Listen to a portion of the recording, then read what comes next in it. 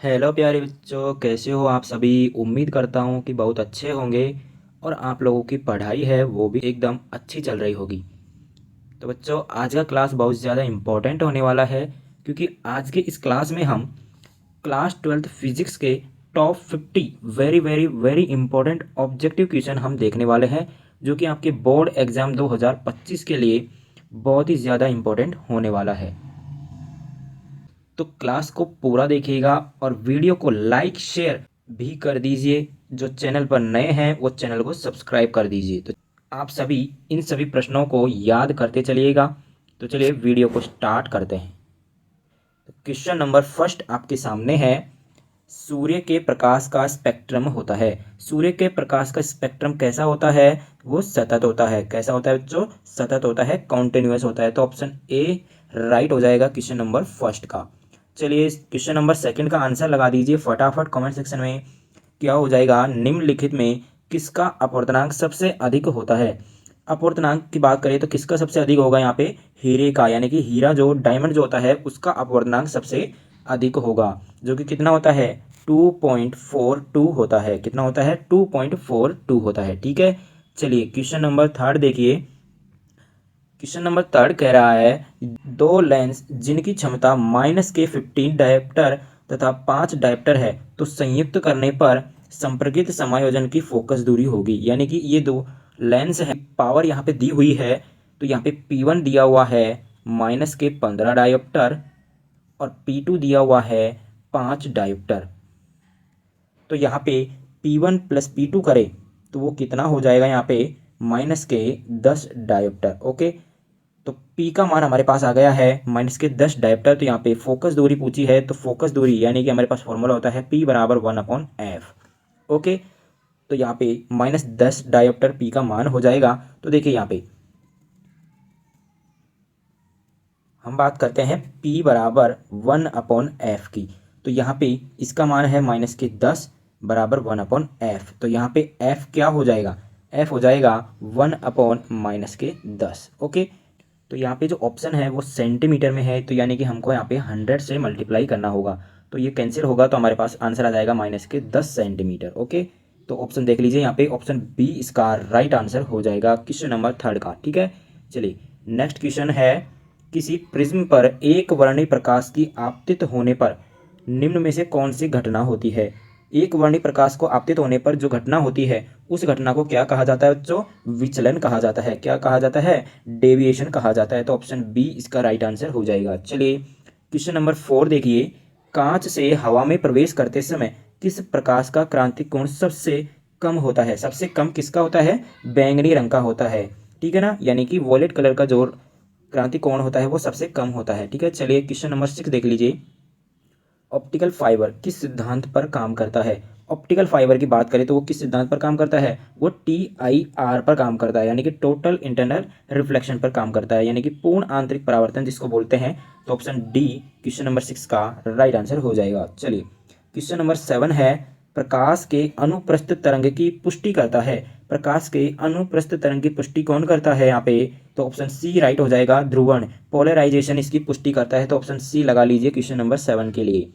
Question number 8 कह रहा है, जब प्रकाश की किरण ग्लास स्लैब में प्रवेश करती है तो इसका तरंग दैर्घ्य। देखिए जब प्रकाश किरण किसी ग्लास स्लैब में प्रवेश करती है तो उसका तरंग दैर्घ्य घटता है, बढ़ता है, अपरिवर्तित रहता है, या आंकड़े पूर्ण नहीं है। तो इनमें से जो राइट ऑप्शन होगा वो हो जाएगा घटता है, यानी कि इसकी जो वेवलेंथ होती है वो घटती है। ठीक है ना। तो ऑप्शन ए इसका राइट आंसर हो जाएगा। याद करते चलिए बच्चों क्वेश्चंस को, एग्जाम के पॉइंट ऑफ व्यू से बहुत ज़्यादा इंपॉर्टेंट है। 9 नंबर क्वेश्चन है, एक अवतल गोलीय दर्पण से प्रतिबिंब बन सकता है। अवतल गोलीय दर्पण से जो प्रतिबिंब बनता है वो कैसा बनता है?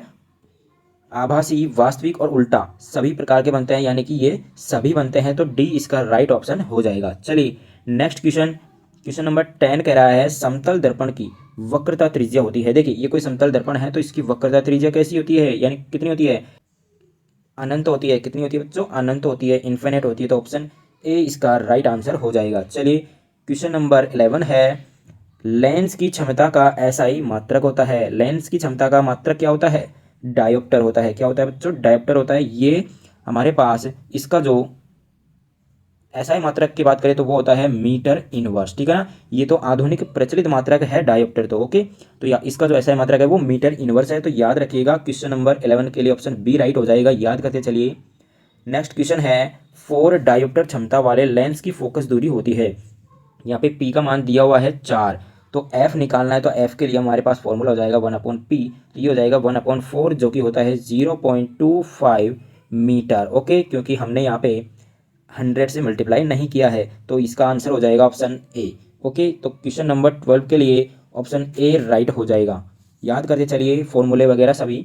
चलिए क्वेश्चन नंबर 13 देखिए, राइट आंसर लगा दीजिए फटाफट। निम्नलिखित में से कौन इंद्रधनुष के निर्माण का कारण होता है? इंद्रधनुष का निर्माण का कारण कौन होता है यहाँ पे? तो ऑप्शन सी लगा दीजिए फटाफट, वर्ण विक्षेपण, डिस्पर्जन ऑफ कलर्स। तो ऑप्शन सी इसका राइट हो जाएगा। चलिए क्वेश्चन नंबर 14 है, कांच के लिए क्रांतिक कोण होता है। कांच के लिए जो क्रांतिक कोण का मान होता है वो होता है 42 डिग्री, लगभग कितना, 42 डिग्री। तो ऑप्शन डी इसका राइट हो जाएगा। क्वेश्चन नंबर 15 है, पारदर्शी माध्यम हीरा के लिए क्रांतिक कोण होता है। पारदर्शी माध्यम जो हीरा होता है उसके लिए क्रांतिक कोण का मान कितना होता है बच्चों? 24.41 होता है, ठीक है ना। तो ऑप्शन डी इसका राइट आंसर लगा लीजिए। चलिए नेक्स्ट क्वेश्चन नंबर 16 देख लीजिए, प्रकाश वर्ष का मान बराबर होता है। प्रकाश वर्ष का मान कितना होता है? 9.46 इंटू 10⁻15 मीटर होता है, ठीक है। तो ऑप्शन ए इसका राइट आंसर हो जाएगा, ठीक है। और अगर हम बात करें प्रकाश वर्ष यानी कि प्रकाश की गति की हम बात करें तो वो कितनी होती है? 3 × 10⁸ मीटर पर सेकंड होता है, ठीक है ना। याद रखिए बच्चों, ये क्वेश्चन पूछे जाते हैं। चलिए क्वेश्चन नंबर 17 का आंसर लगा दीजिए। एक गोले दर्पण को पानी में डुबा दिया जाता है तो इसकी फोकस दूरी कैसी रहती है? समान रहेगी, यानी कि अपरिवर्तित नहीं रहेगी, ठीक है ना। चलिए नेक्स्ट क्वेश्चन का आंसर लगा दीजिए। पूर्ण आंतरिक परावर्तन की स्थिति में परावर्तन गुणांक का मान होगा। TIR की स्थिति जो होती है उसमें परावर्तन गुणांक का मान कितना होता है बच्चों? तो राइट आंसर लगा दीजिए, कितना होता है? 1 होता है, ठीक है ना। तो ऑप्शन बी इसका राइट आंसर हो जाएगा। चलिए क्वेश्चन नंबर 19 का राइट आंसर लगा दीजिए। दृश्य स्पेक्ट्रम के रंगों में किसका अधिक तरंग दैर्घ्य होता है? देखिए हमने पढ़ा है विबग्योर के बारे में। क्या पढ़ा है हमने? विबग्योर पढ़ा है। तो इसमें जो तरंग दैर्घ्य जो वेवलेंथ का क्रम होता है वो किस इस तरीके से होता है, यानी कि लैम्डा यहाँ पे इंक्रीज हो जाता है, यानी कि रेड कलर की जो वेवलेंथ होती है वो सबसे ज़्यादा होती है। तो ऑप्शन ए इसका राइट हो जाएगा। और अगर हम यहाँ पे बात करें विचलन कोण यानी कि डेल्टा की, तो डेल्टा यहाँ पे डिक्रीज हो जाता है, यानी कि रेड कलर का जो विचलन कोण होता है वो सबसे कम होता है, ठीक है। यानी कि ये सबसे कम मुड़ता है, ओके। याद रखिएगा ये दो चीज़ मैंने आपको यहाँ पे बताई है। तो ये एक्स्ट्रा जो चीज़ें बता रहा हूँ मैं आपको, ये भी एग्जाम में पूछी गई चीज़ें हैं, तो याद करते चलिए। चलिए क्वेश्चन नंबर 20 है, किसी भी प्रिज्म की वर्ण विक्षेपण क्षमता निर्भर करती है। कोई भी प्रिज्म है उसकी वर्ण विक्षेपण की क्षमता जो है वो किस पर निर्भर करती है बच्चों? तो ऑप्शन लगा दीजिए यहाँ पे, प्रिज्म के पदार्थ की प्रकृति पर। किस पर? प्रिज्म के पदार्थ की प्रकृति पर। चलिए ऑप्शन 20 का राइट हो जाएगा। नेक्स्ट क्वेश्चन है 21, आसमान का रंग नीला दिखने का कारण है। तो आसमान का रंग जो नीला हमको दिखाई देता है वो किसके कारण दिखाई देता है बच्चों? प्रकीर्णन के कारण। ऑप्शन बी राइट हो जाएगा, स्कैटरिंग, ओके। देखिए ये जो प्रकीर्णन होता है वो किस तरीके से होता है? देखिए हमारे जो वायुमंडल है उसमें गैसेस की लेयर्स हैं। जब प्रकाश इन गैस के लेयर से होते हुए आता है तो ये क्या होता है, यहाँ से ये इनका रिफ्रैक्शन होता है, ठीक है ना। तो इसके कारण क्या होता है, आसमान का रंग हमको नीला दिखाई देता है, ठीक है बच्चों। चलिए क्वेश्चन नंबर 22 देख लीजिए। यहाँ पे वस्तु से बड़ा आभासी प्रतिबिंब बनता है, किसमें बनता है बच्चों? यहाँ पे अवतल दर्पण से बनता है, ठीक है ना। तो ऑप्शन ए इसका राइट हो जाएगा। क्वेश्चन नंबर 23 देख लीजिए, किस रंग का तरंग दैर्घ्य सबसे कम होता है? किस रंग का तरंग दैर्घ्य सबसे कम होता है? मैंने आपको बताया किसका होता है, वी का, यानी वॉयलेट जो बैंगनी होता है उसका सबसे कम होता है। तो ऑप्शन ए राइट हो जाएगा। विबग्योर वाली ट्रिक याद रखिएगा। चलिए 24 देख लीजिए, खगोलीय दूरदर्शी के लिए निम्नलिखित में कौन सही है? तो इसका राइट आंसर क्या हो जाएगा? ऑप्शन बी हो जाएगा, ठीक है ना। चलिए ऑप्शन बी इसका लगा लीजिए। अगला क्वेश्चन देखिए 25 नंबर क्वेश्चन है, एक सरल सूक्ष्मदर्शी से बना हुआ प्रतिबिंब होता है। एक सरल सूक्ष्मदर्शी की यहाँ पे बात की गई है, तो उससे जो प्रतिबिंब बनता है वो कैसा बनता है? काल्पनिक और सीधा बनता है, यानी कि वर्चुअल और इरेक्ट जो बनता है, ठीक है ना। तो ऑप्शन ए लगा लीजिए इसका राइट आंसर। क्वेश्चन नंबर 26 है, उत्तल लेंस के द्वारा निम्नलिखित में कौन सा दृष्टि दोष दूर किया जाता है? उत्तल लेंस के द्वारा कौन सा दृष्टि दोष दूर किया जाता है? दूर दृष्टि दोष, ठीक है ना। तो निकट दृष्टि दोष के लिए कौन सा लेंस यूज होता है? अवतल लेंस। कौन सा? अवतल लेंस। और जरा दूर दृष्टिता के लिए बाईफोकल लेंस, ओके। और अबिंदुकता के लिए कौन सा यूज होता है यहाँ पे? बेलनाकार, ओके। कौन सा? बेलनाकार, जो सिलिंड्रिकल होता है, ठीक है ना। चलिए क्वेश्चन नंबर 27 है, एक स्वस्थ व्यक्ति के आंख के लेंस की फोकस दूरी लगभग कितनी होती है? 2 सेंटीमीटर होती है। कितनी होती है? 2 सेंटीमीटर। ऑप्शन बी राइट हो जाएगा। चलिए क्वेश्चन नंबर 28 देख लीजिए, राइट आंसर लगा दीजिए और वीडियो को लाइक करते चलिए भाई। है सामान्य समायोजन के लिए खगोलीय दूरदर्शक की लंबाई होती है, तो इसकी लंबाई कितनी होती है बच्चों?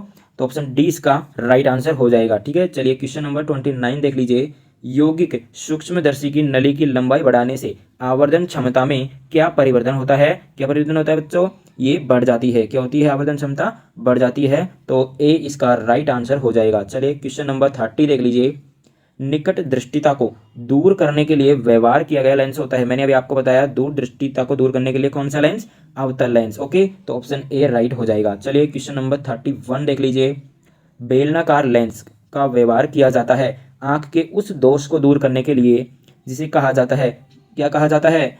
एस्टिग्मेटिज्म, ठीक है ना। तो ऑप्शन सी लगा लीजिए इसका राइट आंसर, जिसको हम बेलनाकार लेंस के द्वारा दूर करते हैं, ठीक है ना। चलिए अगला क्वेश्चन लगा लीजिए, एक संयुक्त सूक्ष्मदर्शी के अभिदृश्य लेंस के से बना हुआ प्रतिबिंब होता है, कैसा होता है बच्चों? तो ऑप्शन सी लगा लीजिए, वास्तविक व बड़ा होता है, ठीक है ना। तो ऑप्शन सी इसका राइट आंसर हो जाएगा। चलिए क्वेश्चन नंबर 33 है, दूर दृष्टि दोष को दूर करने के लिए प्रयुक्त लेंस होता है दूर दृष्टि को। देखिए आप लोग सोच रहे होंगे कि ये क्वेश्चन बार बार क्यों आ रहे हैं, तो देखिए यहाँ पे जो ये क्वेश्चन है वो भले ही बार बार आ रहा हो, बट इसको घुमा फिरा के किस तरीके से पूछा जा रहा है उस बात पर आप फोकस करिए।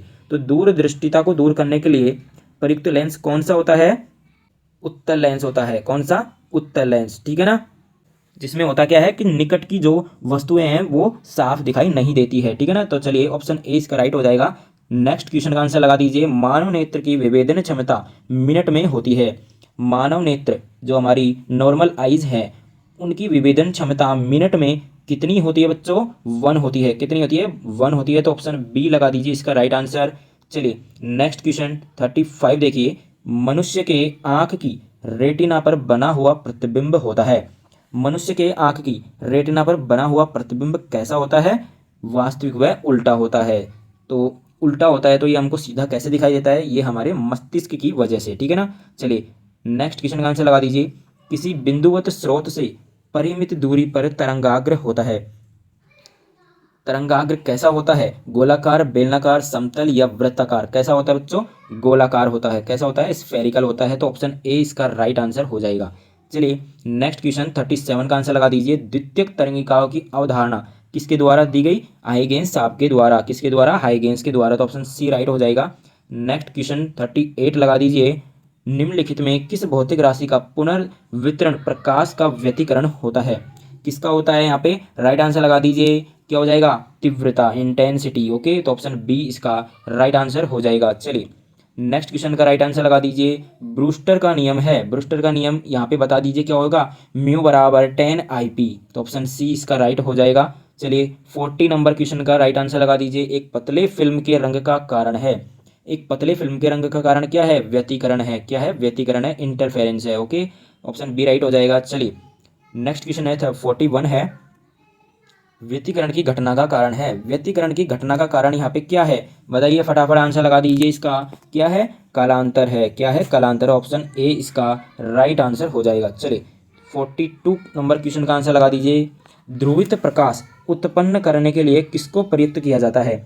ध्रुवित प्रकाश को उत्पन्न करने के लिए किसको प्रयुक्त किया जाता है? यहाँ पे राइट आंसर क्या हो जाएगा? Nicol prism. क्या हो जाएगा? Nicol prism. तो ऑप्शन सी राइट हो जाएगा। चलिए नेक्स्ट क्वेश्चन 43 का राइट आंसर लगा दीजिए, प्रकाश अनुप्रस्थ तरंग है क्योंकि यह प्रदर्शित करता है।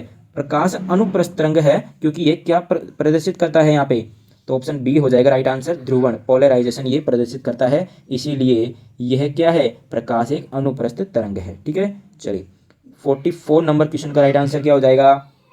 एक वर्णी प्रकाश के दो स्रोत कला संबंध कहे जाते हैं जब उनकी क्या समान हो? तीव्रताएं समान हो, आयाम समान हो या कलाएं समान हो। देखिए ये तीनों तो यहाँ पे रॉन्ग है, तो यहाँ पे ऑप्शन डी राइट हो जाएगा। इसका क्या हो जाएगा? ऑप्शन डी राइट हो जाएगा। तो इसकी क्या समान होनी चाहिए? कलांतर समान होना चाहिए। क्या? कलांतर। ओके, तो यहाँ पे क्या है? कलाएं हैं, तो ये भी रॉन्ग हो जाएगा, तो कलांतर इसका राइट आंसर हो जाएगा। ठीक है, चलिए 45 नंबर क्वेश्चन का आंसर लगा दीजिए। फोटोन का विराम द्रव्यमान होता है, कितना होता है? शून्य होता है। कितना होता है बच्चों? शून्य होता है, तो ऑप्शन ए इसका राइट आंसर हो जाएगा। चलिए 46 नंबर क्वेश्चन का राइट आंसर लगा दीजिए। उत्सर्जित फोटो इलेक्ट्रॉन की ऊर्जा निर्भर करती है, किस पर निर्भर करती है? प्रकाश के तरंग दैर्ध्य पर। किस पर? प्रकाश के तरंग दैर्ध्य पर। चलिए 47 नंबर क्वेश्चन का राइट आंसर लगा दीजिए।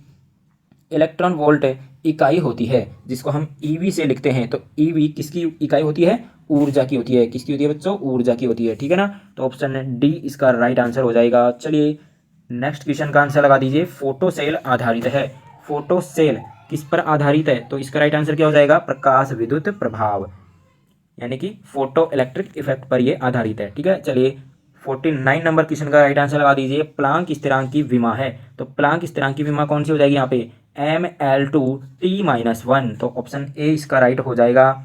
चलिए लास्ट क्वेश्चन देख लीजिए, लास्ट क्वेश्चन देखते जाइएगा। एक ही तरंग दैर्ध्य के इलेक्ट्रॉन तथा फोटोन की कौन सी भौतिक राशि समान होगी? कौन सी भौतिक राशि समान होगी यहाँ पे? संवेग, मोमेंटम जिसको बोलते हैं, तो यहाँ पे ऑप्शन सी इसका राइट हो जाएगा।